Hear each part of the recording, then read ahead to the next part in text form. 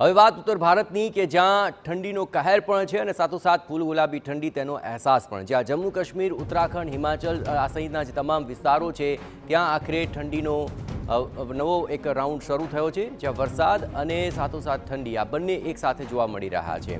આપણે જણાવીએ કે કેટલીક જગ્યાએ ભારે હિમવર્ષાને લીધે ભૂસ્ખલન અને જોરદાર વાવાઝોડાને કારણે ભારે નુકસાન થયું છે। ઉપરાંત આગામી 7 માર્ચ સુધી જમ્મુ કાશ્મીરથી લઈને ઉત્તરાખંડ સુધી હવામાન બદલાશે।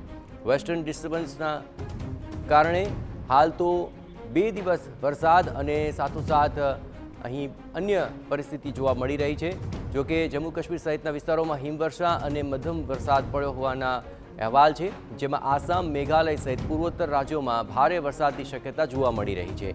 એ સિવાય પૂર્વ મધ્યપ્રદેશ, ઉત્તરી તમિલનાડુ, પશ્ચિમ બંગાળ અને સિક્કિમમાં પણ આગામી 1-2 દિવસની અંદર હળવો વરસાદ વરસશે તેવી હવામાન વિભાગે શક્યતા વ્યક્ત કરી છે। આ ઉપરાંત અરુણાચલ પ્રદેશ, નાગાલેન્ડ અને મેઘાલયના કેટલાક વિસ્તારોની અંદર પણ વીજળીના ચમકારા સાથે હળવો કે મધ્યમ વરસાદ થવાની સંભાવના છે।